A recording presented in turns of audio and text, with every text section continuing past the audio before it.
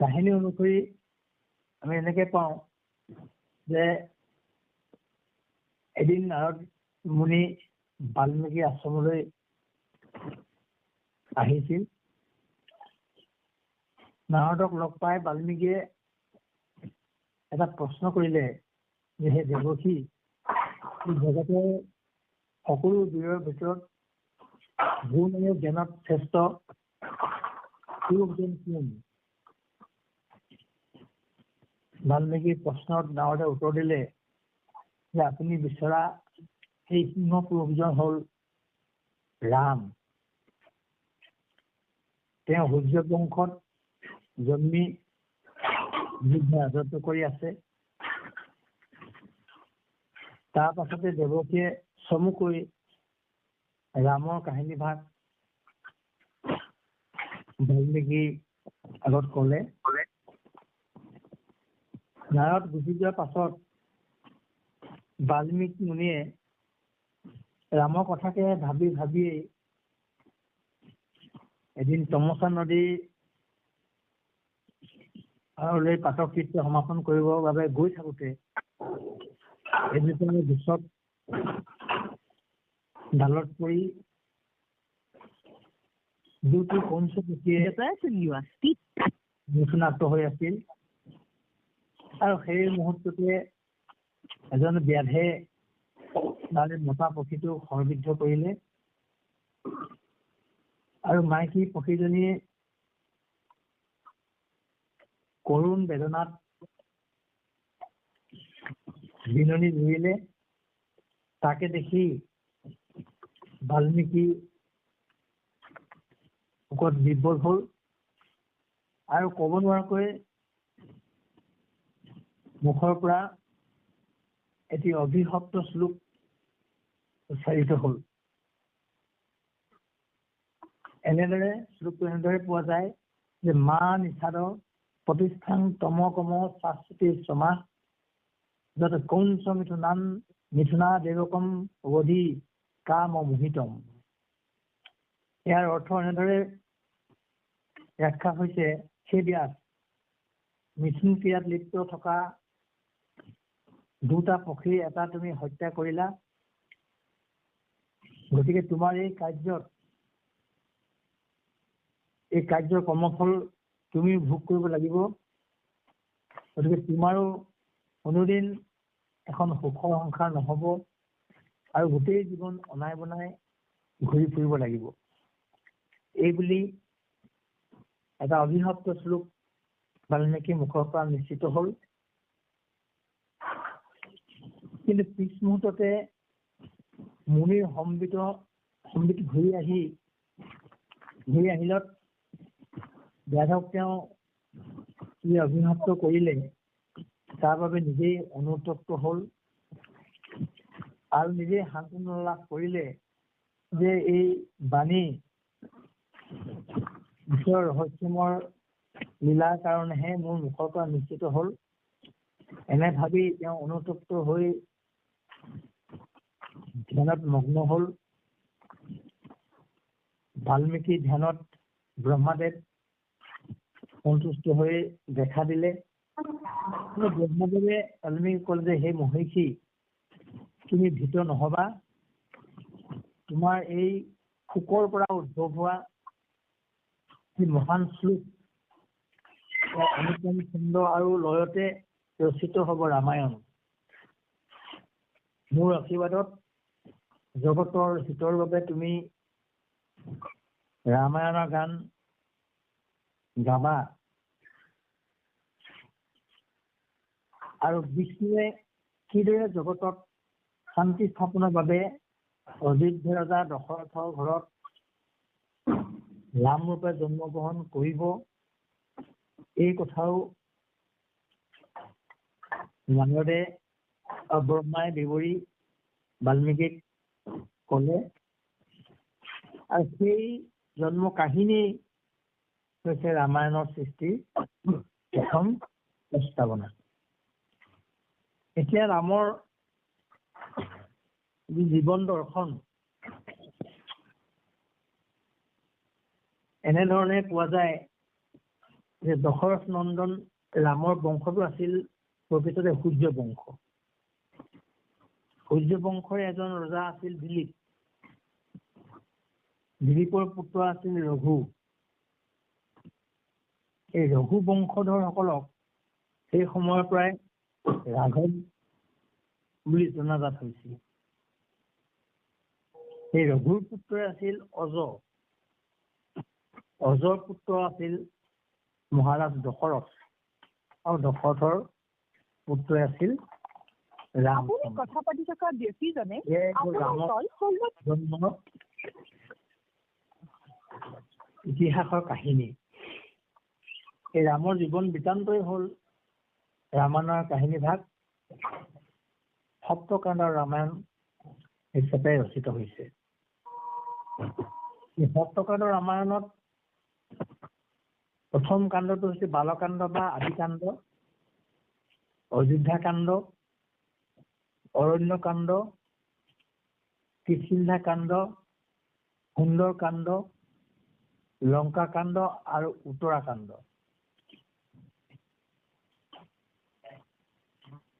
বিশিষ্ট লেখক আৰু সমালোচকসকলৰ মত অনুসৰি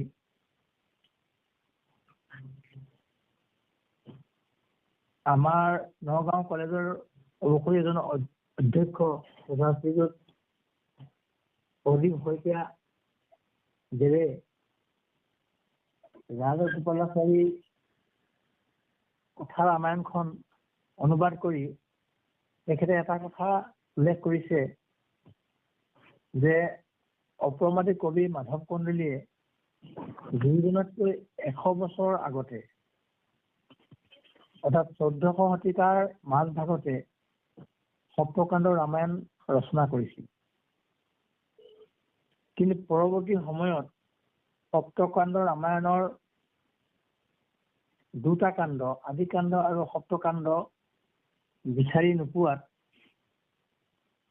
বহু কষ্ট কৰি মহাপুৰুষ গুৰুজন আৰু মহাপুৰুষ মাধৱদেৱে এই দুইটা কাণ্ড সংযোগ কৰি অসমীয়া ৰামায়ণখন পূৰ্ণাংগ ৰূপ দিছে বুলি তেখেতে উল্লেখ কৰিছে। আৰু কথাগুৰ চৰিত্ৰটো ইয়াৰ অকণমান আভাস পোৱা যায়। গুৰুজনাক মাধৱদেৱে বাক্য বুলিছে যে আমি ধৰো গুৰত তুমি হোৱা আগে, এইবুলি মহাপুৰুষ গুৰুজন আৰু মহাপুৰুষ মাধৱদেৱে দুইটা কাণ্ড সংযোগ কৰি অসমীয়া ৰামায়ণখন পূৰ্ণাংগ ৰূপত ৰচনা কৰিছে। বিশিষ্ট লোকসকলৰ মতামত অনুসৰি যে মাধৱ কন্দলী আৰু বাল্মীকি ৰামায়ণত ৰামক এজন আদৰ্শ আৰু মৰ্যাদা সম্পন্ন পুৰুষ হিচাপেহে প্ৰতিষ্ঠা কৰিছে। কিন্তু মহাপুৰুষ দুজনে দুইটা কাণ্ডতে ৰামৰ যিটো ৰাম ভক্তিবাদৰ যিটো দিশ, এই দিশটোৰ প্ৰতি দৃষ্টি নিক্ষেপ কৰিছে বুলি মতামত প্ৰকাশ কৰিছে। সেয়া যি কি নহওক, আমাৰ ভগৱতী প্ৰসাদ অনুষ্ঠানে ৰামায়ণৰ আৰু গুৰুজনাৰ ৰচিত সপ্তকাণ্ডৰ ৰামায়ণৰ এই অংশটো পাঠ আৰু সৰলীকৰণৰ ব্যৱস্থা গ্ৰহণ কৰিছে। আৰু এই সপ্তকাণ্ড ৰামায়ণ আমি ইতিমধ্যে পাই আহিছো যে সপ্তকাণ্ড ৰামায়ণখনত গুৰুজনাই সীতাক বনবাস দিয়াৰ পৰা আৰম্ভ কৰি লৱকুশৰ জন্ম, লৱকুশৰ বাল্মীকি আশ্ৰমত প্ৰতিপালিত হোৱা, ৰামায়ণৰ গানৰ শিক্ষা লোৱা, এইদৰে কৰি আহি ৰামৰ যজ্ঞত লৱকুশৰ প্ৰৱেশ, লৱকুশৰ লগত ৰামৰ পৰিচয়, সীতাক বাল্মীকি আশ্ৰমলৈ আগমন আৰু শেষত সীতাৰ পাতাল প্ৰৱেশ আৰু ৰামৰ স্বৰ্গৰ যাত্ৰা কাহিনীৰে সামৰণি মাৰিছে।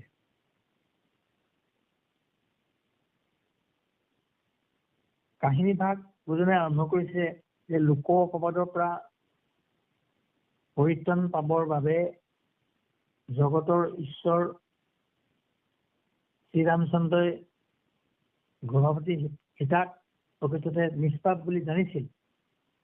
জানিও লোক অপবাদৰ বাবে বনবাস দিব লগা হৈছে।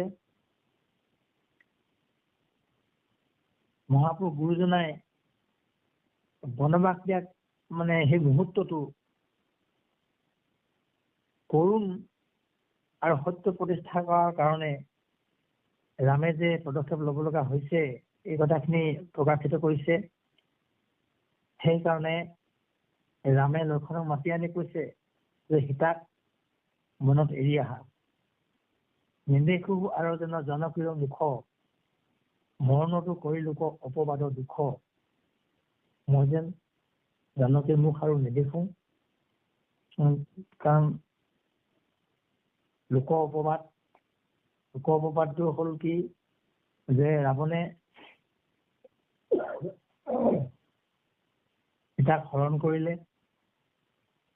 গতিকে ৰাৱণৰ লগত থাকি লোকসকলে কৈছে তেনেকুৱা সীতাকো ৰামে বিনা প্ৰতিপদে গ্ৰহণ কৰিছে ইত্যাদি যদি কথাবিলাক ৰামৰ কাণত যেতিয়া পৰিছে, ৰামে সেই লোক অপবাদটো মাৰ নিয়াবৰ কাৰণে এই কৰুণ বা নিৰ্দয় এক বাক্য বুলিব লগা হৈছে যে জানকীক বনত এৰি আহা আৰু যাতে কোনোদিন জানকীৰ মুখ নেদেখো। আৰু এটা কথা অনুভৱ কৰিছে যে লোক অপবাদটো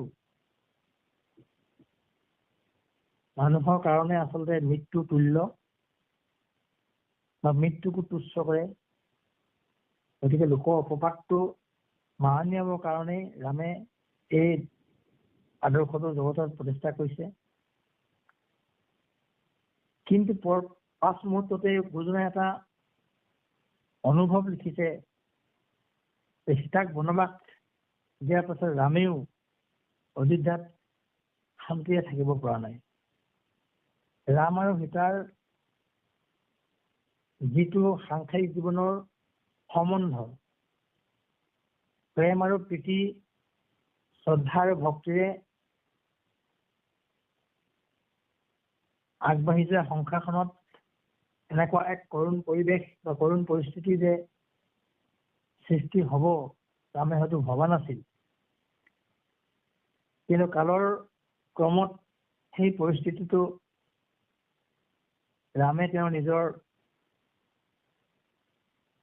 মনোভাৱ প্ৰকাশ কৰিছে। যেহিদিনা দিলা নিয়া সীতাক নিবাস, নাহি অন্নপন প্ৰভু ভৈলন্ত অবাস। কান্দন্তে কান্দন্তে ভৈল নয়ন তবৰ, কৰিলো পাতকী গৰ্ভৱতী স্থিৰ বধ। তেজিলো পাতকী মই নিদাৰুণ মনে, কি হুকুমলি বালা জীৱে ঘূৰ বনে। সিংহে বাঘে ভুঞ্জিতক নিজ মত পায়, সন্নিহাতে বধি মই ভৈলো অৱতাই আততাই। অনুভৱ কৰিছে, জগতক দেখুৱাইছে যে মই যিটো লোক অপবাদৰ কাৰণে কৰ্ম কৰিব লগা হ'ল, কিন্তু মোৰ মানসিক যিটো আন্তৰিকতা, মানসিক যিটো স্থিতি, সেই স্থিতিটো ৰামে বা গুৰুজনাই ৰামৰ মুখেদি প্ৰকাশ কৰিবলৈ পাহৰি যোৱা নাই। নহলে পুৰুষোত্তম বা মৰ্যাদা সম্পন্ন এজন পুৰুষ আৰাধ্য দেৱতাজনে তেওঁৰ সাংসাৰিক জীৱনত এই কৰ্ম কৰাটোও হয়তো এদিন ৰাম সমালোচনাৰ পাত্ৰ হ'লহেঁতেন। গতিকে গুৰুজনাই সেই কথাখিনি মানি নিয়াবৰ কাৰণে ৰামৰ যিটো মানসিক স্থিতি সেইটো প্ৰকাশ কৰিবৰ কাৰণে কলম ধৰিছে। এনেদৰে সীতাক বনলৈ পঠাই ৰামে অনুতপ্ত হৈছে আৰু মনক সান্তনা দিব পৰা নাই।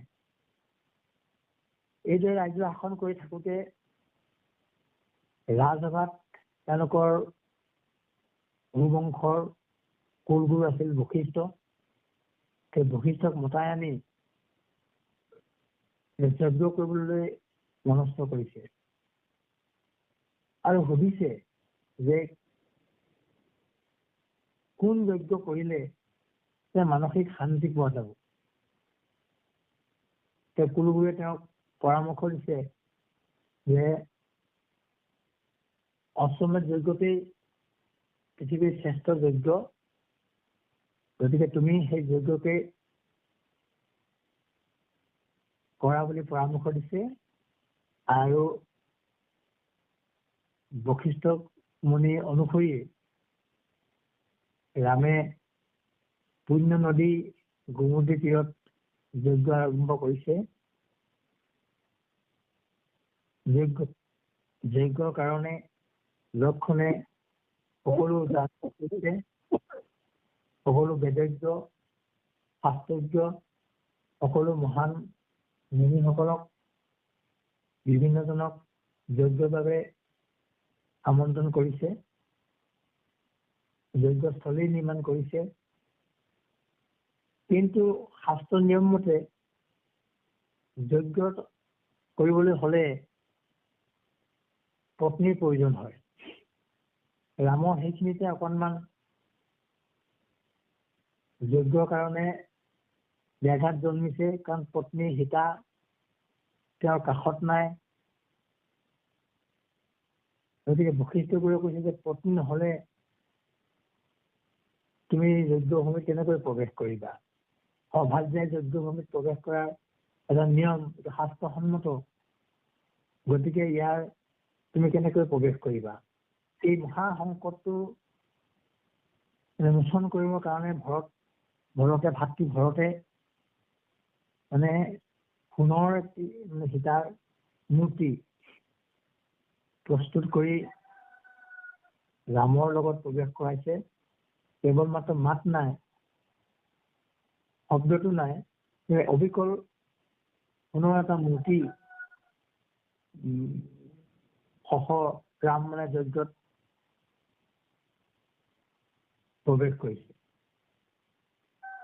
গতিকে প্ৰৱেশ কৰিলত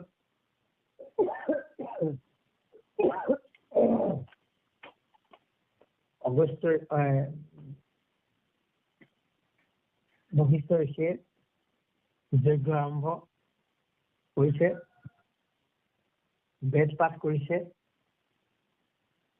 যোৱাকালি ছবি আৰু ব্লৰি অংশৰে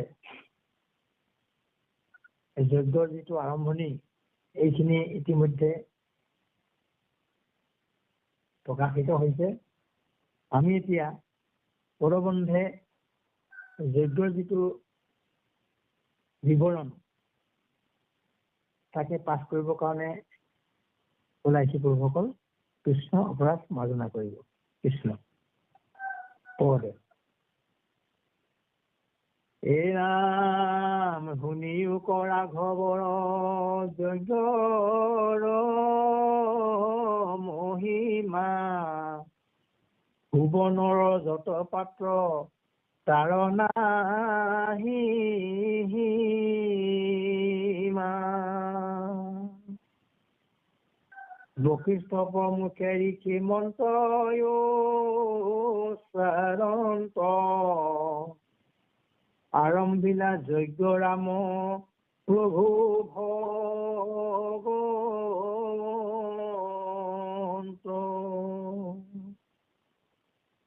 যেই যেই দেৱক পূজন্ত মন্তে মাতি, আপুনি লৱন্ত হে দেৱে হাত পাতি।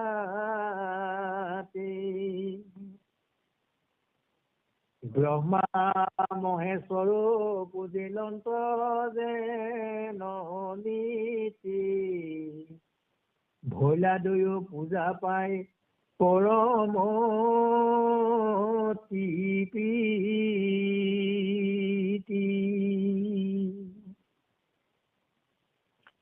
যজ্ঞৰ মহিমাটো কৈছে যে যজ্ঞত সোণ ৰূপৰ পাত্ৰৰ সীমা নাই। সোণ ৰূপৰ পাত্ৰত যজ্ঞৰ নৈবেদ্য ৰাখিছে। বশিষ্ঠ মুনিয়ে মন্ত্ৰ উচ্চাৰণ কৰি যজ্ঞ আৰম্ভ কৰিলে। যজ্ঞত যি দেৱতাক বা প্ৰত্যেক দেৱতাই মন্ত্ৰ আহ্বান কৰা মন্ত্ৰ আছে, সেই মন্ত্ৰ মতে দেৱতাক পুজিছে আৰু দেৱতাসকলেও হাত পাতি যজ্ঞৰ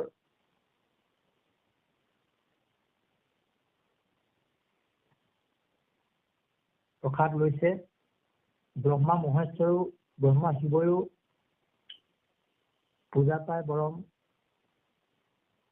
তৃপ্তি লাভ কৰিছে। এৰা মহাভাতে আসন্ত চতুৰ্ভুজ নাৰায়ণ চৌপাশে পাখি পাৰি খদ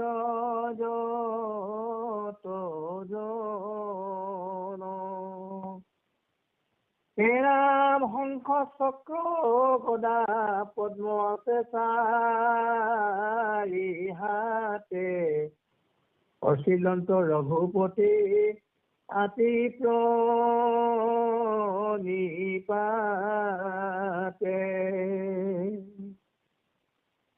পাদ্য অঘ্য আচমনি মধুপৰ্ক দানে পুলিলন্ত মাধৱক বিবিধ বিধানে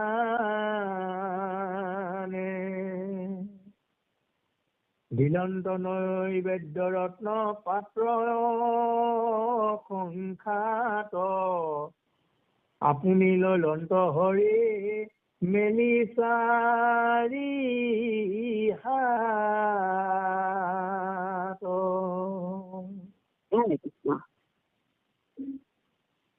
ৰাম লক্ষ্যে লক্ষ্যে কৰাই লন্ত বনিত আহুতি তিদকে তিতি ভৈলা ভুঞ্জিয়া ভুকুতি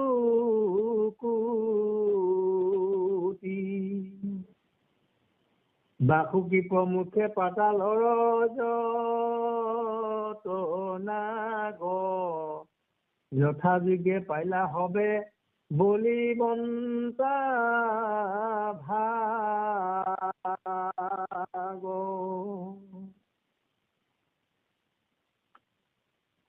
গতিকে সেই যজ্ঞস্থলীটো প্ৰভু নাৰায়ণেও চতুৰ্ভুজ মূৰ্তি ধ্যান কৰি প্ৰৱেশ কৰিছে। তেওঁক পুজিছে শংখ চক্ৰ গদা পদ্ম লৈ প্ৰভু নাৰায়ণ দেখা দিছে আৰু ৰামেও সেই অনুসৰি প্ৰণিপাতে নাৰায়ণক পাদ্য অঘ্য আচমনি মধুপৰ্ক দানে পূজা দিছে। পাদ্য অঘ্য আচলতে পাদ্য মানে ভৰিত চৰণ ধোৱা পানী পাদ্য, আৰু অঘ্য হ'ল মুখ ধুবৰ কাৰণে এই পানী থোৱা হয়। আমাৰো মহাপুৰুষে কথাটো আনিছে, পাদ্য অঘ্য আচমনি দ্বাৰা ভকতক মানে সেৱা কৰিব লাগে। সেইটো এটা আমাৰ মহাপুৰুষৰ আদৰ্শ। গৃহলৈ ভকত আহিলে বা অনুষ্ঠান আয়োজন ভকত আহিলে আমি সাধাৰণতে পানী অকমান আৰু মগ এটা থৈ দিওঁ আৰু, কিন্তু আমাক সেয়া হ'ল ভৰি ধুবৰ কাৰণে ৰখা হয়। আৰু এটা পাত্ৰ ৰাখিব লাগে যিটো অঘ্য, মুখ ধুবৰ কাৰণে। সেইখিনি পানীয়ে ভৰি ধোৱা আৰু মুখ ধুব নালাগে, এইটো দৰ্শন এটা মহাপুৰুষৰ ধৰ্মত। গতিকে আমি আচলতে এই যিটো যজ্ঞৰ নীতি পাদ্য অঘ্য আচমনি কৰিব লাগে। আৰু মধুপৰ্ক দানে, মধুপৰ্ক মানে মধু, দৈ ঘি গাখীৰ চেনি মৌ এইকেইটা হৈছে আমাৰ সমাজৰ মানে মধু অমৃত।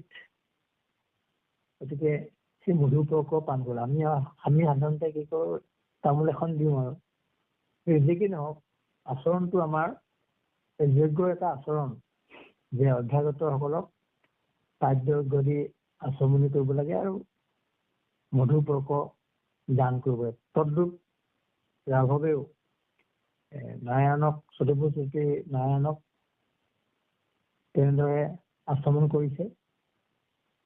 আৰু দিগন্ত নৈবেদ্য ৰত্ন পাত্ৰ অসংখ্য প্ৰভু নৈবেদ্য অৰ্পণ কৰিছে।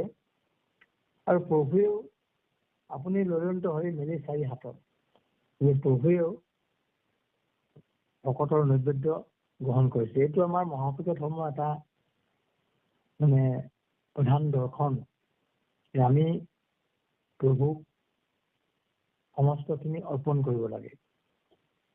অৰ্পণ কৰাৰ পাছতহে নৈবেদ্য আমি গ্ৰহণ কৰোঁ। আৰু প্ৰভুৱেও সেই ব্যৱস্থাত সন্তুষ্ট হৈ নিজে গ্ৰহণ কৰে। কিন্তু আমাৰ এতিয়া যি প্ৰভুক সাক্ষাৎ নাপাওঁ, বাংময় মূৰ্তিকে আমি বহু শ্ৰী চৈতন্য ৰূপ হিচাপে আমি মহাপুৰুষীয়া ধৰ্ম দৰ্শনত গ্ৰহণ কৰিছোঁ। গতিকে এই যিটো অশ্বমেধ যজ্ঞৰ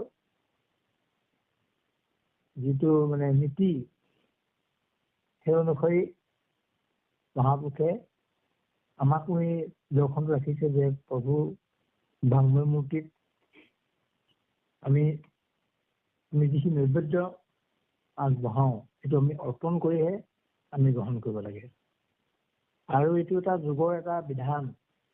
সত্য যুগে প্ৰভুক পোৱাৰ উপায় আছিল ধ্যান, ত্ৰেতা যুগত যজ্ঞ। ৰামচন্দ্ৰ ত্ৰেতা যুগত আবিৰ্ভাৱ হৈছে। ত্ৰেতা যুগৰ উপাসনা নিয়ম আছিল যজ্ঞ। গতিকে যজ্ঞৰ যিখিনি নীতি, এই নীতিমতে ৰামচন্দ্ৰইও সেই যুগ অনুসাৰে ভগৱন্তক আৰাধনা কৰিছে যজ্ঞৰ দ্বাৰা। আৰু ভগৱন্তেও সেই যজ্ঞত সন্তুষ্ট হৈছে। ঠিক তেনেকৈ দ্বাপৰ যুগত পূজা,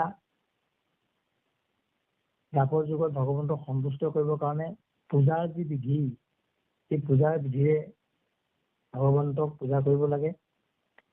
কিন্তু কলিত হৰিনাম, আমি যিহেতু কলিযুগৰ মানুহ, গতিকে আমি ভগৱন্তৰ সাক্ষাৎ অগুণ শাখা ৰূপৰ মূৰ্তি আমি নেপাওঁ। গতিকে মহাপুৰুষে ভগৱন্তৰ বাক্য অনুসৰি আমাক এটা দৰ্শন দি থৈ গ'ল যে, আৰু ভগৱন্তে নিজেও উদ্ধৱক কৈছে যে মই মোৰ বাংময় মূৰ্তিতে, মোৰ যি ভাগৱত, সেই ভাগৱত মোৰ বাংময় মূৰ্তি, তাতে মই প্ৰত্যক্ষ হ'ম। গতিকে উদ্ধৱক সেই তথ্যটো ভগৱন্তে দি থৈ গৈছে। তিৰোধায় উপবিষ্ট হম, কৰিম মই, কিন্তু আকৌ তাতে উপবিষ্ট হম। শ্ৰীমদ ভাগৱত নৱম তেনে বাংময় মূৰ্তি প্ৰত্যক্ষ বৰ্ততে হৰি। সেই বাংময় মূৰ্তিতে আমি মোক প্ৰত্যক্ষ দৰ্শন কৰিব পাৰিব। যে তেনে বাংময় মূৰ্তিতে প্ৰভু থাকিব। সেই বাংময় মূৰ্তি দৰ্শনাত, সেৱনাত, পাঠাত, শ্ৰৱণাত পাপনাশিনী। গতিকে দৰ্শন কৰিলেই, সেৱা কৰিলেই, শ্ৰৱণ কৰিলে, পাঠ কৰিলেই পাপ নাশ হ'ব। এই তত্ত্বটোকে মহাপুৰুষ গুৰুজনাই আমাক দি থৈ গ'ল। গুৰুজনাই ভাবিলে, প্ৰভু তুমি যদি বাংময় মূৰ্তিতে থাকা, তেতিয়াহ'লে মই মোৰ ধৰ্ম প্ৰচাৰৰ কাৰণে যে নামঘৰ প্ৰতিষ্ঠা কৰিব বিচাৰিছো, গাঁওখনৰ সেই নামঘৰটোতে মই এটা মণিকূট গৃহ বনাও, তাতে তোমাৰ বাংময় মূৰ্তি মই প্ৰতিষ্ঠা কৰিম।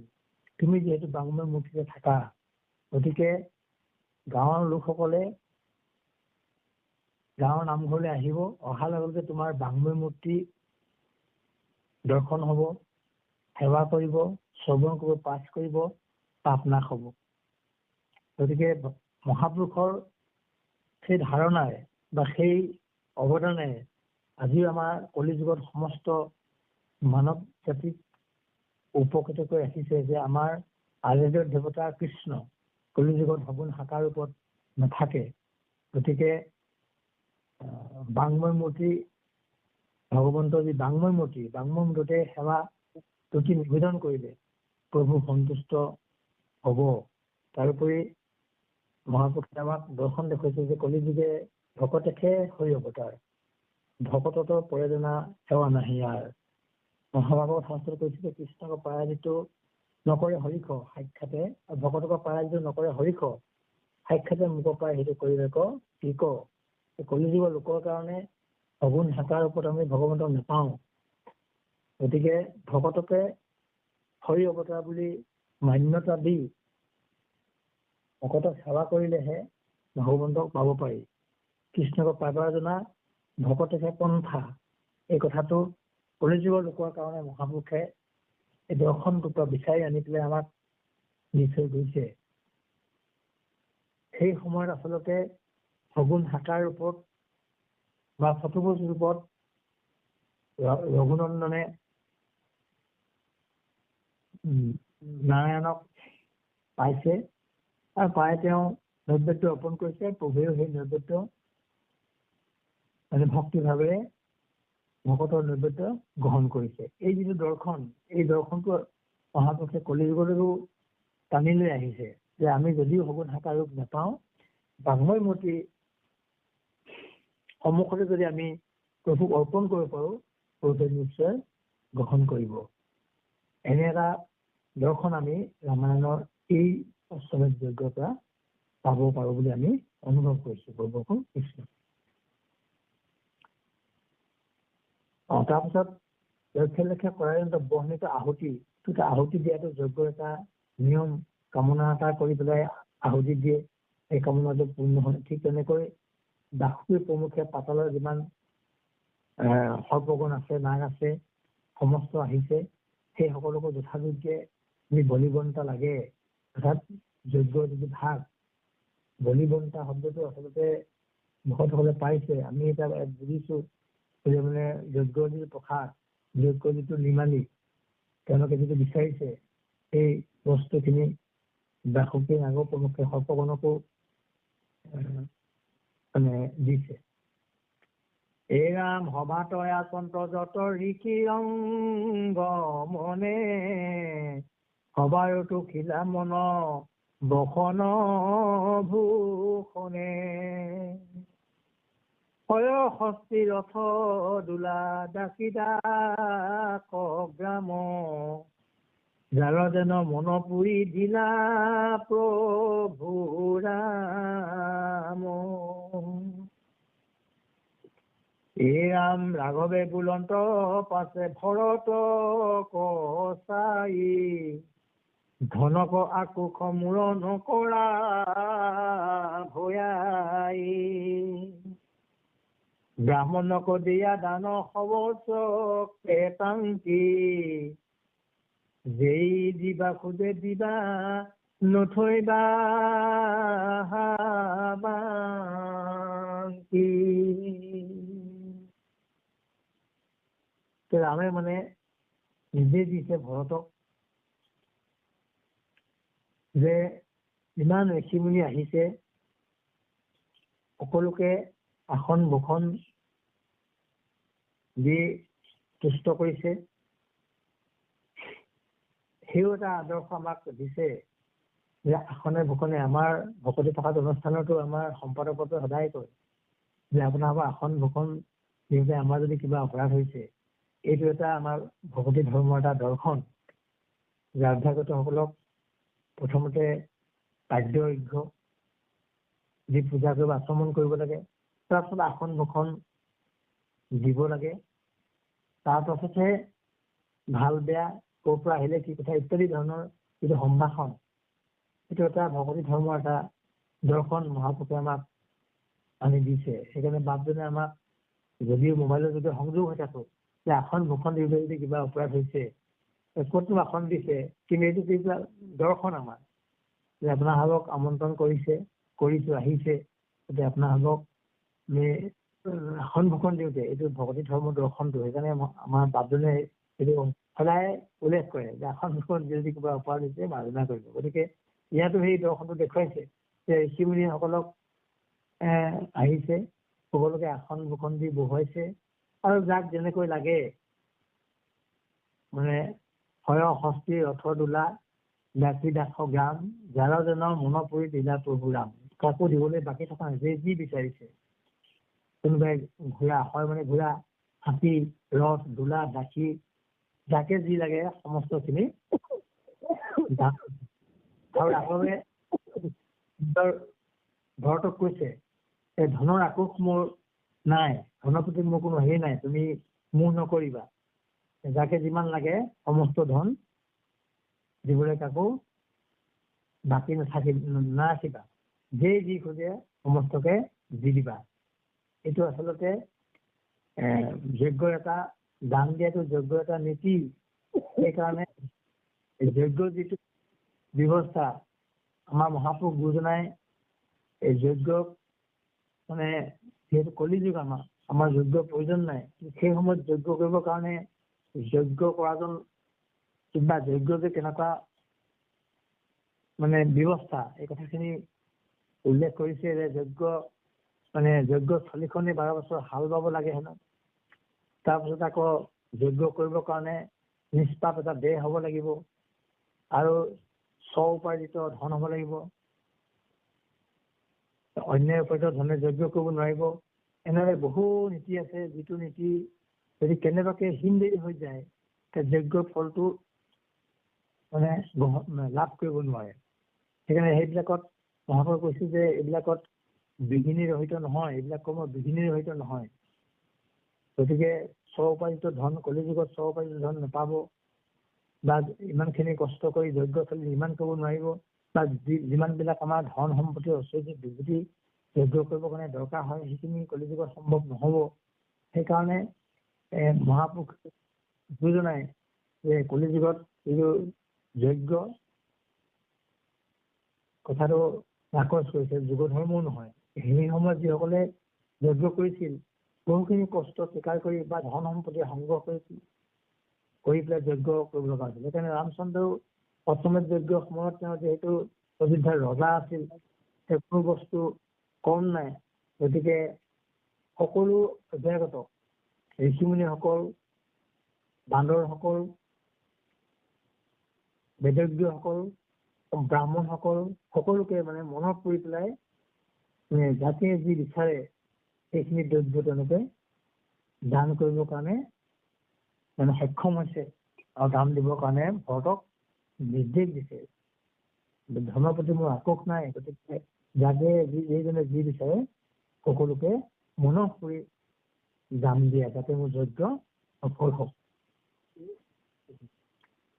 এই ৰাম অসংখ্যাত মন্ত্ৰী পাত্ৰ পাঞ্চি দিলা সংগে, ভৰতে লাগিলা দানত দিবে মহাৰংগে,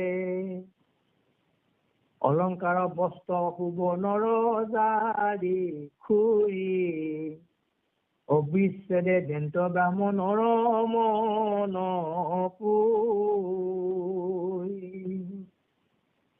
এৰাম বৰি খেক মানে বীৰে, বৰিশিলে ৰত্ন, দৰিদ্ৰ প্ৰাণীৰ গুচিলে ধনে যত্ন,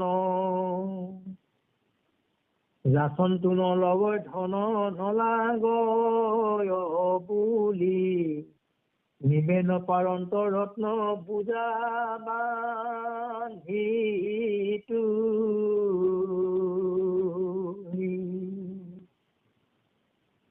গতিকে অসংখ্যাত পাত্ৰ মন্ত্ৰী পাত্ৰ পাঞ্চি দিলা সংগে, ঘৰতে লাগিলা দানত দিবে মহাৰংগে। গতিকে এইটো এটা মানে দুই ভাতৃৰ মাজত যিটো এটা প্ৰেম বা শ্ৰদ্ধা, এইটো মানে প্ৰকাশিত হৈছে। ৰামৰ যিখিনি আজ্ঞা মানে ভৰতে পালন কৰিছে, আৰু বিনা দ্বিধাই ৰংগ মনে যে যি বিচাৰে তেওঁকে মানে দান মহাৰংগে ঘৰতে আগবঢ়াইছে। অলংকাৰ, বস্ত্ৰ, ভুৱনৰ জাৰি, জাৰি মানে এটা আমাৰ জাৰি শব্দটো মানে সোণৰ লুটাৰ নিচিনা এটা কৈছে, দীঘলীয়া দিনত থকা এনেকুৱা সোণৰ জাৰি, সেইবিলাক দ্ৰব্যত পৰিছে, সোণৰ দ্ৰব্য। গতিকে সেইবিলাক মানে ব্ৰাহ্মণসকলক মনত পৰি দিছে। আৰু এটা বৰ আচৰিত কথা কৈছে যে বৰিষেক মানে দিয়ে, বৰিশিলে ৰত্ন, দৰিদ্ৰ প্ৰাণীৰ গুচিলৈকে ধনে যত্ন, যাচনটো নলগৈ ধন নলাগৈ বুলি, নিবে নপাৰ নপাৰন্ত ৰত্ন বোজা বান্ধি তুলি। এইটো এটা আচৰিত কথা। এবছৰ দিন এইটো দান দি আছে। অক্ষয় ভাণ্ডাৰ নিচিনাকে ৰামৰ মানে ভাণ্ডাৰ, ৰত্ন, মণি, মুকুতা, ধন যি লাগে সমস্তখিনি দিছে, কিন্তু শেষ হোৱা নাই। আৰু তাৰ ফলশ্ৰুতিত কি হৈছেগে যে শেষত সমস্তৰে দৰিদ্ৰ প্ৰাণীবিলাকৰ মানে মনৰ আনন্দ হৈছে। আচলতে ধন ৰত্ন পাই মনৰ আনন্দ হৈছে।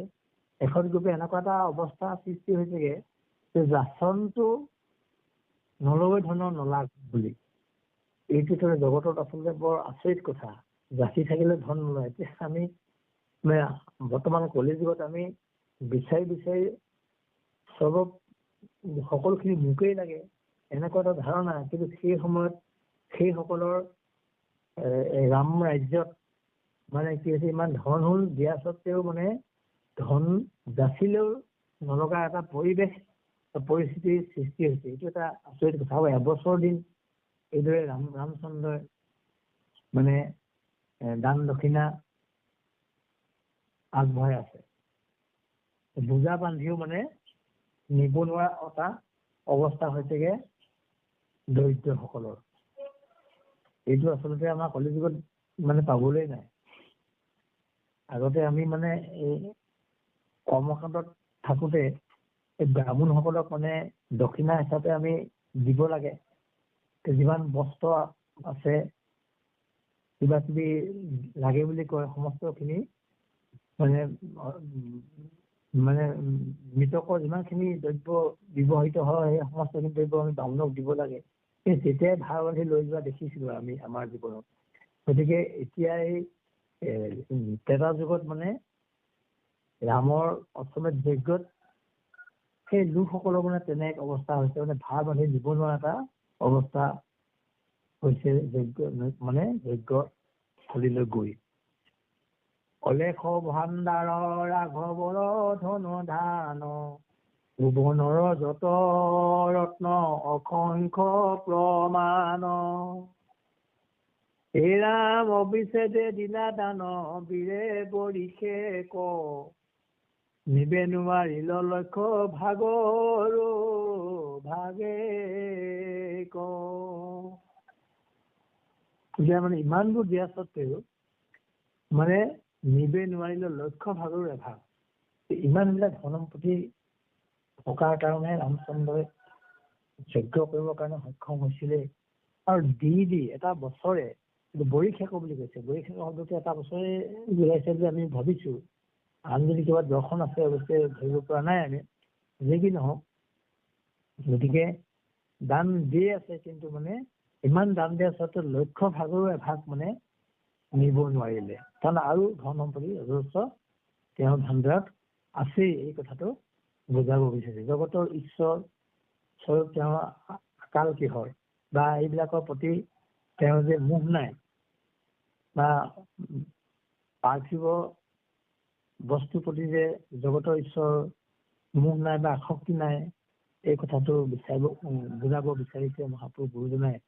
গতিকে ভগৱন্তই যেতিয়া কাৰোবাক কিবা দিয়ে তেতিয়াহ'লে এনেকুৱাকে দিব পাৰে। আমি যদি ভক্তি দিশৰ কথাখিনি চাওঁ, যে ভগৱন্তই দিওঁ বুলি যদি কয় তেতিয়াহ'লে আমি লৈ পেলাই মানে ভাগৰি যাওঁ, তাৰ ল'ব নোৱাৰা এটা অৱস্থা হয়। ভগৱন্তৰ ইমানেই কৃপাৰ মহিমা, ঈশ্বৰৰ কৃপাৰ মহিমা কথাটো ইয়াত প্ৰকাশ কৰিছে। ৰামচন্দ্ৰৰ বাস্তৱ জীৱনৰ কাহিনী, কিন্তু আমাক দৰ্শনটো দিছে যে ভগৱন্তক যদি আমি সন্তুষ্ট কৰিব পাৰো, ভগৱন্তৰ যদি কৃপা লাভ আমি লাভ কৰা, জগতে এনে বস্তু নাই যিটো বস্তু আমাৰ দুষ্প্ৰাপ্য হৈ পৰিব। সেইকাৰণে ভগৱন্তৰ ভক্তিটো যে শ্ৰেষ্ঠ, মহাপুৰুষ গুৰুজনাই আমাক সেই দিশৰ প্ৰতি আসক্তি কৰিবৰ কাৰণে এই কাহিনীবোৰ অৱতাৰণা কৰিছে। নিজৰ কাব্যিক প্ৰতিভাৰে এই কাহিনীবিলাক উপস্থাপন কৰিছে, যে জগতৰ লোকে বুজি পাওক যে আমি আমাৰ আৰাধ্য দেৱতা কৃষ্ণ, বিষ্ণু, ৰাম। গতিকে সেই আৰাধ্য দেৱতাক যদি সন্তুষ্ট, তেওঁ সন্তুষ্ট হয় কি কাৰণে?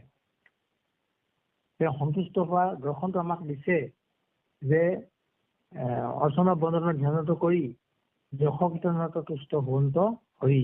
হৰিক তুষ্ট কৰিবৰ কাৰণে আমাৰ দিব লগা কি বস্তু? কেৱল মাত্ৰ ভগৱন্তৰ যশ গুণ কীৰ্তন। যশ গুণ কীৰ্তন আমি যদি কৰি থাকিব পাৰো তেতিয়া ভগৱন্ত সন্তুষ্ট হয়। সেইকাৰণে ভগৱতী দিশৰ কথাটো কওঁতে এটা কথা কৈছে যে মোৰ জন্ম, মোৰ কৰ্ম, মোৰেহে গুণনাম, আকেহে কীৰ্তন কৰিবা অবিশ্ৰাম। এইটো মানে কৃষ্ণই অৰ্জুনক এই তথ্যটো দিছে যে মই কিয় জন্ম হলো, মই জন্ম হৈ কি কৰ্ম কৰিলো, আৰু মই যিখিনি গুণনাম জগতত প্ৰচাৰ কৰিলো, গতিকে এইখিনিকে জগতৰ লোকে বা তেওঁৰ সৃষ্টি যুৱশ্ৰেষ্ঠ মানুহে যদি গায় আৰু শ্ৰৱণ কৰে, দুটা কথা কৈছে, শ্ৰৱণ কীৰ্তন। মোৰ নামৰ শ্ৰৱণ কীৰ্তন দিনে আন, নাহিকে ভকতি সখী দৃঢ় কৰা জ্ঞান। ভগৱন্তৰ কিয় জন্ম হল? আমি আমাৰ আৰাধ্য দেৱতাজনৰ জন্ম কথা, জন্মৰ সময়, জন্মৰ কাৰণ, এই কথাখিনি আমি জানিব লাগিব। আৰু জন্ম হৈ তেওঁ কি কৰিলে এই কথাখিনি আমি জানিব লাগিব। আৰু জন্ম হৈ জগতত যিখিনি কৰ্ম কৰিলে, এই কৰ্মখিনি হৈছে ঐশ্বৰিক কৰ্ম, ঈশ্বৰৰ কৰ্ম। সেইখিনি যিখিনি সৰ্বসাধাৰণৰ মানুহে বা জীৱাত্মাই এই কৰ্ম যিখিনি কৰ্ম কৰিব নোৱাৰে, সেইখিনি কৰ্ম কৰি নিজৰ যিটো মহিমা, ঐশ্বৰিক যিটো মহিমা, এই মহিমা জগতত প্ৰচাৰ কৰিছে। আমি কৰিব নোৱাৰা কামখিনি বাওঁ হাতেৰে কেৱা আঙুলিৰে, কনিষ্ঠ আঙুলিৰে এটা গোবৰ্ধন পৰ্বত দাঙি ধৰি ৰখা, ভকতৰ ৰক্ষাৰ কাৰণে যিখিনি কৰিব পাৰে, এই কৰণীয়খিনি দেখি ভক্তসকলে বুজি পাব লাগিব যে ভগৱন্তৰ ঐশ্বৰ্য মহিমা কথা। মানে কুন্তীয়ে সেইকাৰণে এই কথাটো মানে অনুভৱ কৰিছিলে তেওঁৰ জীৱনত। ইমান দুখ বিপদৰ মাজত কুন্তীয়ে যেতিয়া বনে বনে ঘূৰি ফুৰিছিল পঞ্চ পাণ্ডৱক লৈ, আৰু ভগৱন্তৰ কাষতে থাকি তেওঁ যিখিনি কৃপা কৰিছিল, এই কৃপাটো তেওঁ জীৱনত মানে অনুভৱ কৰিছিলে। সেইকাৰণে মুখৰ পৰা তেওঁ মানে কি হৈছে, এই শ্লোক নিগৰিত হৈছিলে যে মই মুকং কৰোতি বাচালাম, যে বোবাজনেও, কথা কব নোৱাৰাজনেও বাক্য বলিব পাৰিব। পংগু লংঘয়তে গিৰিম, খুৰাজনেও, লেঙেৰাজনেও পাহাৰ বগাব পাৰিব। তেতিয়া যত কৃপা তমহং, যেতিয়া তুমি কৃপা কৰা, তোমাৰ যদি কৃপা পাওঁ, তেতিয়াহ'লে বোবায়ো কথা কব পাৰিব, আৰু লেঙেৰাজনেও, খুৰাজনেও পৰ্বত বগাব পাৰিব। ইমান তোমাৰ কৃপাৰ মহিমা।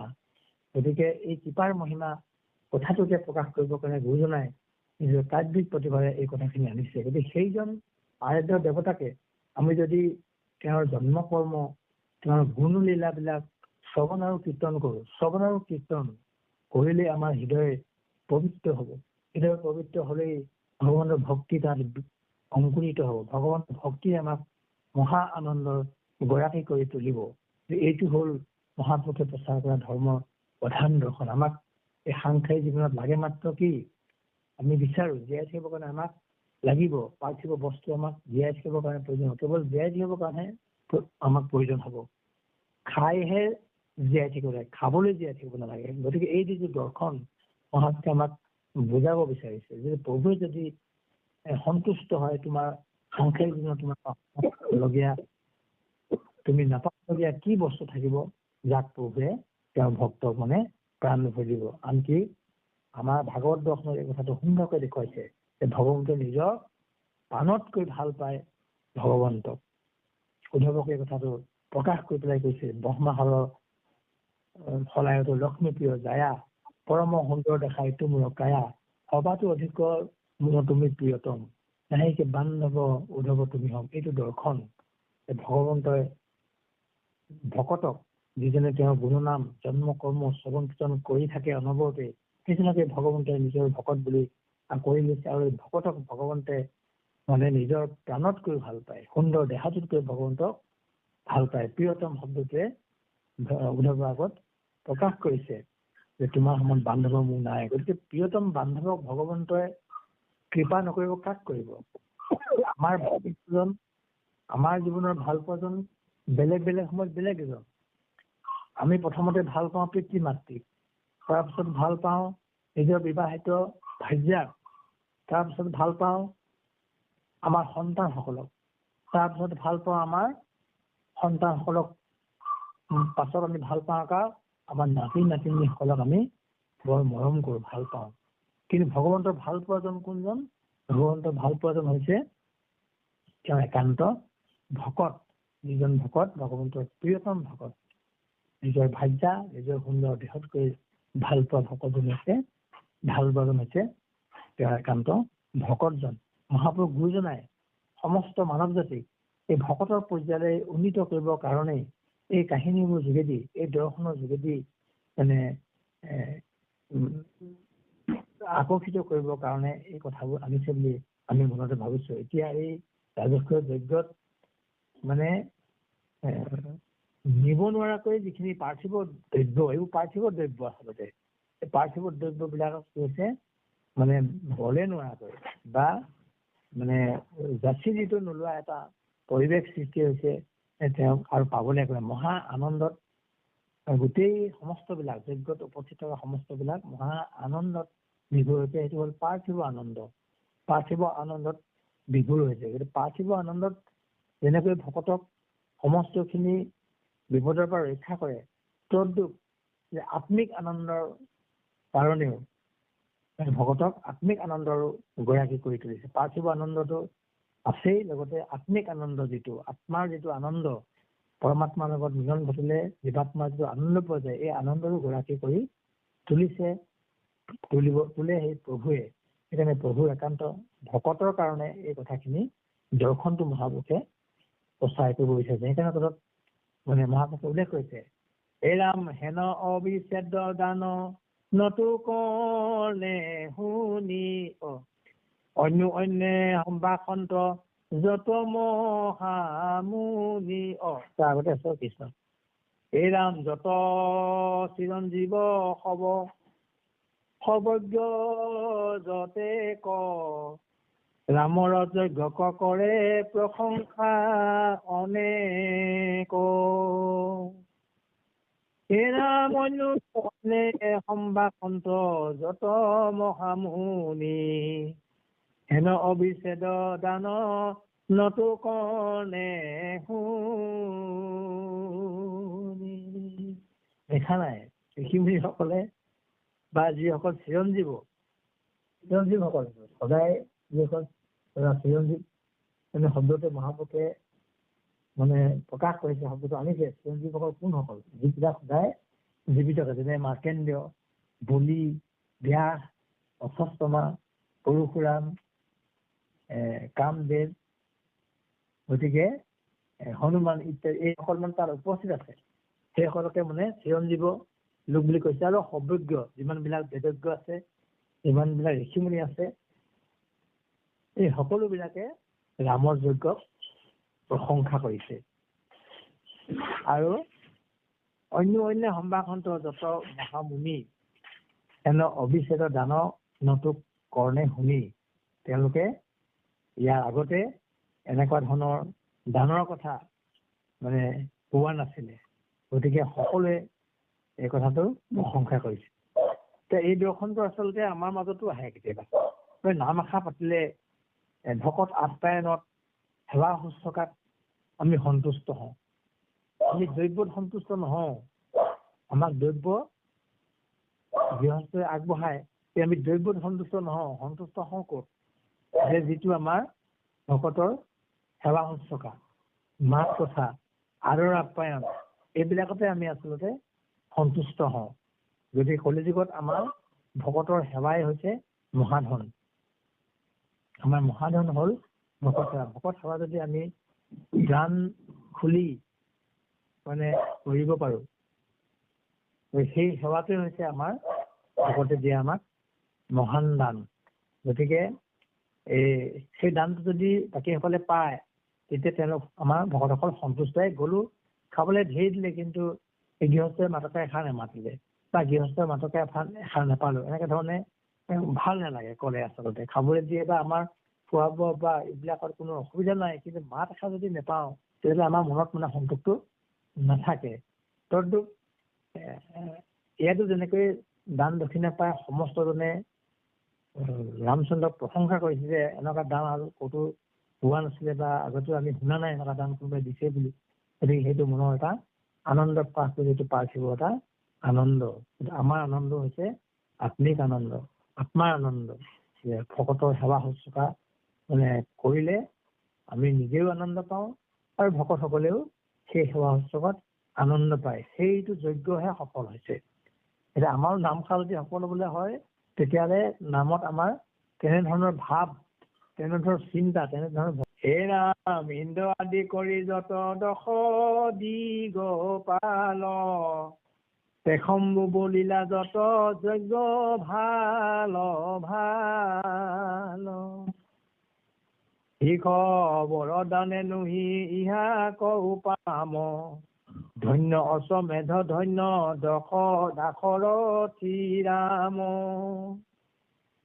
তলৈ কৰ লোক ৰাঘৱৰ সভাসদ যজ্ঞৰ মহিমা দেখি নয়ন তবধ হে ৰাম অসংখ্য প্ৰশংসা কৰে ৰাঘৱ কসাই এহি মতে আনন্দে সন্তৰাম ৰাই হে ৰাম যজ্ঞৰ কথা কৰাবে থলৈ মানে কুশৰ লভৰ গীত শুনাবি জানে বাল্মীকিৰ আজ্ঞা দুয়ো ধৰি আহিৰত ৰামায়ণ গীত গায়া ভ্ৰমন্ত ৰাজ্যত মহাপুৰুষে এই যজ্ঞ কথাখিনি সিমানতে সমাপ্ত কৰিছে। গতিকে ৰামৰ যজ্ঞ যিমানবিলাক লোক উপস্থিত আছিল যজ্ঞৰ মহিমা দেখি সকলোৱে প্ৰবোধ মানিছে আৰু অসংখ্য প্ৰশংসা কৰিছে ৰামক। আৰু ৰামেও নিজেও এটা আনন্দ অনুভৱ কৰিছে। গতিকে মহাপুৰুষে এই যজ্ঞৰ মহিমা ব্যক্ত কৰি এই যজ্ঞ অধ্যায়টো ইমানতে সামৰণি মাৰি লৱকুশৰ ৰামায়ণ গান এই দিশলৈ আগবাঢ়িছে। লৱকুশ ইতিমধ্যে প্ৰভাৱতী সীতাক বনবাস দিছে আৰু বাল্মীকি আশ্ৰমত লৱকুশৰ জন্ম হৈছে। এইখিনি আমাৰ সমস্তৰে জ্ঞাত কাহিনী। জন্ম হৈছে লৱকুশক ৰামায়ণে লৱকুশক বাল্মীকিয়ে মানে ৰামায়ণৰ গান শিকাইছে। কাৰণ এইটো তেওঁ ব্ৰহ্মাৰ বৰত বাল্মীকিয়ে ৰামায়ণৰ গানখিনি পাইছে, আগতে আমাক উল্লেখ কৰিছে। গতিকে সেই ৰামায়ণৰ গান লৱকুশক শিকাইছে আৰু লৱকুশেও ৰামায়ণৰ গান আয়ত্ত কৰি কেৱল মাত্ৰ ভগৱন্তৰ নামৰ মাজে নামৰ মহত্বৰ দ্বাৰা এজন মানুহৰ জীৱন পৰিক্ৰমাটো অসৎ পথৰ পৰা সৎ পথলৈ অহাৰ মূলতে যে ভগৱন্তৰ নাম, এই নামৰ মহিমাটো মানে বাল্মীকিৰ জীৱন কাহিনীৰ যোগেদি, জীৱন পৰিক্ৰমাৰ যোগেদি মহাপুৰুষ গুৰুজনাই প্ৰকাশ কৰিবৰ কাৰণে প্ৰয়াস কৰিছে। মহাপুৰুষ মাধৱদেৱেও নামৰ যিটো মহিমা, এই নামৰ মহিমা প্ৰকাশ কৰিছে। নামৰ মহিমাৰ যোগেদি যে এজন দুষ্ট প্ৰকৃতিৰ দস্যু ৰত্নাকৰে মহাপাপ কৰাৰ অন্তত ৰাম নাম উচ্চাৰণ কৰিবলৈ কৈছে যে তুমি চিন্তা কৰিব নালাগে, তোমাৰ মহাপাপৰ পৰা উদ্ধাৰ হ'বৰ কাৰণে এটাই মাত্ৰ সাংসাৰিক জীৱনৰ ঔষধ, সেয়া হৈছে ভগৱন্তৰ নাম। নাম উচ্চাৰণ কৰিলে হ'ব। গতিকে তুমি ৰাম শব্দটো উচ্চাৰণ কৰাচোন। কিন্তু বাল্মীকিয়ে ৰত্নাকৰে সেই সময়ত ৰাম শব্দ উচ্চাৰণ কৰিব নোৱাৰে। তাৰমানে তেওঁৰ জীৱনৰ পৰিক্ৰমাত সদায় মাৰ, মৰ, মাৰিম ইত্যাদি এই শব্দটোহে উচ্চাৰণ কৰে। অৰ্থাৎ ম আখৰটোৱে আৰম্ভ হোৱা শব্দটোহে তেওঁ সদায় উচ্চাৰণ কৰে। মৰ, মাৰিম, এইদৰে মৰ, মাৰিম, মাৰ ইত্যাদি। গতিকে সেইবোৰ জীৱনত যেতিয়া উচ্চাৰণ কৰি থাকে, উৰুটাই ৰাম ক'ব লাগে, কিন্তু ৰাম ক'ব নোৱাৰে। আমি যেনেকৈ 1ৰ পৰা 100লৈকে যেনেকুৱা এখন মুখস্থ কৰোঁ, কিন্তু 1ৰ পৰা 1ৰে পুনৰ উল্টাকে মাতিবলৈ অলপ দিগদাৰ এটা হয়, অসুবিধা হয়। তদ্ৰূপ ৰামৰ ৰত্নাকৰো জীৱনত মহাপাপেৰে দেহ পূৰ্ণ হৈ আছে। গতিকে ভগৱন্তৰ নামটো তেওঁ ল'ব নোৱাৰে। সেইকাৰণে ভকতে অৰ্থাৎ ব্ৰহ্মা আৰু নাৰদে এটা উপায় দিছে যে তুমি যিহেতু মৰা শব্দটো তোমাৰ সোনকালে উচ্চাৰণ হয়, তুমি জীৱনত অভ্যাস কৰিছা, গতিকে তুমি সেইটোকে অভ্যাস কৰা। মৰা গছ এজোপা তলত বহুৱাই লৈ পেলাই তেওঁ অকল মৰাকে কৰি আছে। ইয়াতে বহি তুমি মৰা শব্দটোকে উচ্চাৰণ কৰি থাকা। মৰা মৰা মৰা মৰা কৰি থাকোঁতে বিনাশ ঘটি ৰাম শব্দ মানে তেওঁ কণ্ঠস্থ হৈছে, হৃদয়ত ৰাম শব্দ তেওঁ উচ্চাৰিত হৈছে। ৰাম শব্দ উচ্চাৰণ কৰাৰ লগে লগে যে সমস্ত পাপ তেওঁৰ শৰীৰৰ পৰা নাইকিয়া হৈ গৈছে, আৰু ভগৱান যিজনৰ আৰাধ্য দেৱতাৰ নাম লৈ তেওঁ মানে পাপৰ পৰা মুক্ত হৈছে, সেইজন আৰাধ্য দেৱতাৰে তেওঁ জীৱন বৃত্তান্ত লিখিবৰ কাৰণে পৰৱৰ্তী সময়ত সমৰ্থ হৈছে। এইটো হ'ল পৰিৱৰ্তন দেখুৱাইছে আমাক, যে আমাৰো সাংসাৰিক জীৱনত বা আমাৰ এই জীৱন পৰিক্ৰমাত যেনে অৱস্থাতে নাথাকো কিয়, গতিকে আমাৰ কল্যাণ হ'বৰ কাৰণে, আমাৰ এই পৰিৱৰ্তনটো আনিবৰ কাৰণে, আমাৰ জীৱনটো বাস্তৱ জীৱনটো সংস্কাৰ কৰিবৰ কাৰণে এটাই মাত্ৰ উপায় আছে, সেইটো হৈছে ভগৱন্তৰ নাম। ভগৱন্তৰ নাম মানে উচ্চাৰণ কৰিলে আমাৰ যিটো মনুষ্য জনম যেনেকুৱা অৱস্থাতে নাথাকক কিয়, এই পৰিৱৰ্তন আমাৰ কল্যাণৰ কাৰণে পৰিৱৰ্তন ঘটাটো মানে সম্ভৱ হৈ উঠিব। এই তত্ত্বটোকে মহাপুৰুষে আমাক দিবৰ কাৰণে পৰম ধৰি তুলিছে। সেইকাৰণে মহাপুৰুষ মাধৱদেৱেও মুখত এটা কথা লিখিছে যে ৰা শব্দ উচ্চাৰণতে ৰাম ৰাম ৰাম ৰাম ৰাম মুখহন্তে ওলাই পপনে পুণ্যনে হৈ অভ্যন্তৰ ৰাম ৰাম ৰাম ৰাম ৰাম ম বুলি কপাত ম বুলি আতি কপাত মাৰয় টানে। এনেকুৱা ধৰণে প্ৰকাশ কৰিছে মহাপুৰুষ মাধৱদেৱে যে ৰাম ক'বৰ কাৰণে ৰা বুলি মুখখন যেতিয়া মেলিব, মুখখন মেলাৰ লগে লগে সেই মুহূৰ্ততে মুখখনতে বাজ হৈ পলাই পাব। মানে এফালে মুখখন মেলা ৰাম ক'বলৈ মুখখন মেলাৰ লগে লগে পাপবোৰ বাহিৰ হৈ যাব, আৰু লগে লগে পুণ্য মানে হৈ অভ্যন্তৰে পুণ্য লগে লগে তাতে সোমাবই। আকৌ ম শব্দটো উচ্চাৰণ কৰাৰ লগে ম বুলি আতি কপাত মাৰয় টানে, ম বুলি কোৱাৰ লগে লগে ৰাম চকচোন মহাপুৰুষে কেনেকুৱা ধৰণে আমাক দৰ্শনটো আনি দিব বিচাৰিছে। ৰা বুলি ক'লে মুখখন মেলাৰ লগে লগে পাপ ওলাই যাব, আৰু সেই মুহূৰ্ততে পুণ্য সোমাব দেহত, আৰু ম বুলি কপাত মাৰয় টানে। গতিকে পুণ্য শেষ গ'ল, পাপবোৰ ওলাই গ'ল, পুণ্য শেষ গ'ল। ৰাম নামৰ মহিমা ক'বলৈ যাওঁতে মহাপুৰুষ মাধৱদেৱে ইমান সুন্দৰকে আমাক ৰাম বুলি তাতে সেইকাৰণে মানে শিৱইও পাৰ্বতীক কৈছে, শনিও পাৰ্বতী তুমি এবে ৰাম ৰাম ৰাম বোলা যাবে তোমাৰা বদনৰ হৈ শ্ৰেষ্ঠ অমূল্য। এতিয়া আমাৰ বদনখন শ্ৰেষ্ঠ অমূল্য কৰিবৰ কাৰণে মহাপুৰুষ মাধৱদেৱে ৰাম নামৰ মহিমাৰ কথা কৈছে, যে শংকৰে পাৰ্বতীক কোৱাৰ দৰে যে তুমি শুনাচোন যে ৰা শব্দ শুনিবা তুমি ৰাম ৰাম ৰাম বোলা যায়, তোমাৰ মুখখনে যদি কয় ৰাম ৰাম ঈশ্বৰ মহা নাম যদি তুমি কীৰ্তন কৰি থাকা, তেতিয়া তোমাৰ বদনখন শ্ৰেষ্ঠ আৰু অমূল্য হ'ব। কিন্তু আমি আকৌ বদনখন শ্ৰেষ্ঠ অমূল্য কৰিবৰ কাৰণে বেলেগ উপায় অৱলম্বন কৰোঁ। কিন্তু মানে শংকৰে মানে পাৰ্বতীক বুলি কৈছে যে যিখন বদনে ঈশ্বৰৰ নাম প্ৰকাশিত কৰে, ঈশ্বৰৰ নাম উচ্চাৰণ কৰে, এইখন বদন সমস্তকৈ শ্ৰেষ্ঠ বদন হ'ব আৰু অমূল্য হ'ব। গতিকে এই দৰ্শনটো মহাপুৰুষ দুজনে আমাক আনি দেখুৱাইছে। গতিকে যেনে তেনে ৰাম শব্দ যদি উচ্চাৰণ কৰোঁ, তেতিয়াহ'লে আমাৰ দেহত থকা পাপ ওলাই গৈ পুণ্য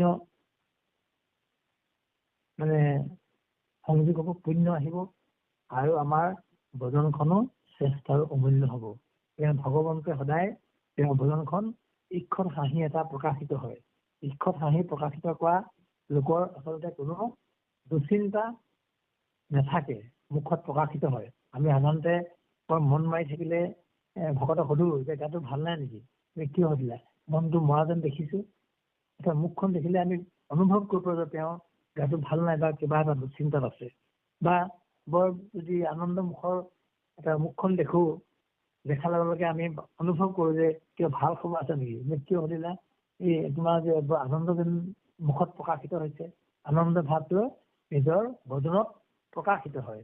যিখন ভজনত আনন্দ ভাৱটো প্ৰকাশিত হয়, তাৰমানে তাত ভগৱন্তৰ নাম বা হৃদয়ৰ ভগৱন্ত বিৰাজিত হৈ আছে, ভগৱন্তৰ নামে ধৌত হৈ আছে। সেইকাৰণে মানে কি হয়, আমাৰ ভকতসকলৰ লগ পোৱাৰ লগে লগে আমাৰ এটা মানে আনন্দ এটা মুখত প্ৰকাশিত হয়। ভকতক লগ পালে কৃষ্ণ শব্দটো উচ্চাৰণ কৰাৰ লগে লগে আমাৰ মনত আনন্দটো প্ৰকাশিত হয়। এইটোৱে হ'ল আমাৰ মানে আনন্দৰ এটা লক্ষণ। গতিকে সেইকাৰণে এই নামৰ মহিমাটো ক'বলৈ গ'লে লৱকুশেও পিতৃ মাতৃৰ অবিহনে বাল্মীকিৰ যিটো জীৱন দৰ্শনে তেওঁলোকক আপ্লুত কৰিছে। তো এই কথাটো যদি আমাৰ সাংসাৰিক জীৱনলৈ আমি টানি আনো, তেতিয়া আমাৰ জীৱন দৰ্শন কি? ঈশ্বৰ ভক্তি। ঈশ্বৰ ভক্তি হৈছে আমাৰ জীৱন দৰ্শন, যাৰ দ্বাৰা আমি শান্তি আনন্দৰ ভৈৰাগী হ'ব পাৰোঁ। তে আমি যদি ঈশ্বৰ দৰ্শনৰ এজন ব্যক্তি বা ঈশ্বৰৰ ভক্তি এজন আমি অনুধাৱন কৰিছো, তেতিয়াহ'লে আমাৰ যিসকল সতি সন্ততি সেইসকলক আমি ঈশ্বৰ দৰ্শনলৈ লৈ আহিব লাগিব। শ্ৰীমন্ত শংকৰদেৱ সংঘই আমাৰ উত্তৰ পুৰুষসকলক বা আমাৰ সতি সন্ততিসকলক 6 বছৰ বয়সতে গুৰু পৰিচয় দিবলৈ আমাক নিৰ্দেশনা দিছে। এইটো আমাৰ শ্ৰীমন্ত শংকৰদেৱ সংঘৰ এটা মানে আঁচনি বা কৰ্মসূচী যে আমি 5 বছৰ হোৱাৰ লগে লগে 6 বছৰ হোৱাৰ লগে লগে আমাৰ শিশুসকলক গুৰুৰ লগত পৰিচয় কৰাব লাগিব। পিতৃ মাতৃ গুৰু, শিক্ষা গুৰু, আমাৰ পৰম গুৰুৰ লগত আমি পৰিচয় কৰাই দিব লাগিব। সেই সময়তে 12 বছৰ হোৱাৰ লগে লগে আমি ঈশ্বৰৰ ওচৰত আশ্ৰয় গ্ৰহণ কৰাব লাগিব। এইটো শ্ৰীমন্ত শংকৰদেৱ সংঘৰ নীতি আদৰ্শ। এইদৰে যদি আমি এই নীতি আদৰ্শ মতে গুচি যাওঁ, তেতিয়াহ'লে আমাৰ উত্তৰ পুৰুষসকলক আমি এই লৱকুশৰ নিচিনাকৈ ৰাম গুণ সম্পন্ন, আমাৰ ঈশ্বৰৰ ভক্তিৰ গুণ সম্পন্ন আমি কৰি তুলিব পাৰিলে তেওঁ আনন্দ পাব, আমিও আনন্দ পাম, সংসাৰখনো আনন্দিত হ'ব, সমাজেও এই আনন্দ অনুভৱ কৰিব। এই দৰ্শনটো দিবৰ কাৰণে মহাপুৰুষ গুৰুজনাই এই অশ্বমেধ যজ্ঞ ইমানতে সামৰণি মাৰি লৱকুশৰ যিটো গানৰ প্ৰভাৱ, পৰৱৰ্তী সময়ত এই কথাখিনি প্ৰকাশিত হ'ব। লৱকুশৰ মানে ৰামৰ গুণ গান গাই ৰামৰ ওচৰত মানে পৰিচয় হ'বগে, লগতে তাৰ পৰা সীতাকো তাত মতাই আনাব, মিলন হ'ব। মিলন হয় যদিও তেওঁলোকৰ জীৱন পৰিক্ৰমাটোত মানে বহু সমালোচকে, বহু পণ্ডিতে ৰামায়ণৰ সপ্তকাণ্ড ৰামায়ণৰ ৰামৰ যিটো চৰিত্ৰ, সীতাৰ যিটো চৰিত্ৰ, এই সম্পৰ্কে বহুখিনি কথা আলাপ আলোচনা কৰি সমাজত আগবঢ়াইছে যে সীতা যদিও ইমান জীৱনত ইমান কৰুণ সমস্যাৰ সন্মুখীন হ'ব লগা হ'ল, তথাপিও বা ৰামে তেওঁক যিমানখিনি নিৰ্যাতন দিব লগা হ'ল, গতিকে এই নিৰ্যাতনটো মানে সীতাই মানে কোনো আক্ষেপে নহয়, আনন্দৰে আক্ষেপ প্ৰকাশ কৰিছে যদিও জন্মে জন্মে ৰামকে যেন মই স্বামী হিচাপে পাওঁ, এই কামনাটো কৰিবৰ কাৰণে কোনোদিন পাহৰা নাই। এয়াই আছে ৰামৰ ভক্তি। ৰামে সীতাই বুজি পাইছে যে এইজনেই জগতৰ ঈশ্বৰৰ স্বামী, গতিকে এজনকেও সীতাক মানে ৰামলৈ বিয়া দিলত বাক্য এটা বুলিছে যে পৰম দুৰ্লভ আতি লভিলা স্বামী, পৰম দুৰ্লভ স্বামী তুমি আজি গ্ৰহণ কৰিছা বুলি মানে ৰামলৈ সীতাক বিয়া দিওঁতে মানে এটা আশীৰ্বাদ দি পঠাইছে যে পৰম দুৰ্লভ স্বামী মানে জগতৰ ঈশ্বৰক তুমি স্বামী হিচাপে পাইছা। গতিকে সীতাই কিন্তু এই কথাটো পাহৰি যোৱা নাই যে ৰামেই জগতৰ ঈশ্বৰ। গতিকে যদিও কেতিয়াবা মানে কটু বাক্য নিজৰ স্বামীক বুলিব লগা হৈছে, যে এনেকুৱা ৰামকে সকলোৱে ভাল বুলি কয়, কিন্তু মোৰ কাৰণে ৰাম হ'ল জমকাল বুলি কৈছে। এনেকুৱা ৰামক সকলোৱে বোলে ভাল মোৰ কাৰণে ৰামৰ জমকাল। জমকাল কি হৈছে যে গৰ্ভাৱতী অৱস্থাত মোক বনবাস দিলে, ইমান যন্ত্ৰণা দিলে, গতিকে তৎসত্বেও ঈশ্বৰকে নাৰীয়ে নিজৰ স্বামীক মানে কি হৈছে জগতৰ ঈশ্বৰ বুলি জানি জন্মে জন্মে তেওঁকেই পাবৰ কাৰণে আশা পোৱা হৈছে। এইখিনি হৈছে ভক্তি দিশৰ এটা দৰ্শন। গতিকে ইতিমধ্যে সময় যথেষ্ট হৈছে। আমি এই পৰৱৰ্তী লৱকুশৰ ৰামায়ণৰ যিখিনি গান এইখিনি পৰৱৰ্তী আলোচকসকলৰ কাৰণে ৰাখিছো। গতিকে সভাপতি প্ৰভু। হয় হয়, কৃষ্ণ তামুলী বাবু আমি ইমানটা সময় দিয়ে প্ৰভু হৈছে। গতিকে কথাখিনি কওঁতে জানি গৈছে আমাৰ এটা অপৰাধ হৈছে, সময় যথেষ্ট অতিবাহিত হৈছে। গতিকে যি কি নহওক এইখিনি কথা আপোনালোকৰ বাক্য প্ৰদান কৰি আমি সৰলীকৰণ নহয়, আমাৰ অনুভৱহে মাত্ৰ প্ৰকাশ কৰিছো। গতিকে আমাৰ সুৰটো আপোনালোকে জানিছে, আৰু সুৰৰ ক্ষেত্ৰত আমি একেবাৰে নিকিম। গতিকে আমাৰ মানে ভাগত চৰ্চা সুৰৰ প্ৰতি আমাৰ দৃষ্টি দিবলৈ নহ'লেই জীৱনত, যি জানিলো তাকে আৰু পাঠ কৰিলো। আৰু আমাৰ সৰলীকৰণ কৰাৰ ক্ষেত্ৰত আমাৰো মানে বিভিন্ন শাস্ত্ৰৰ তথ্য আমি বিচাৰি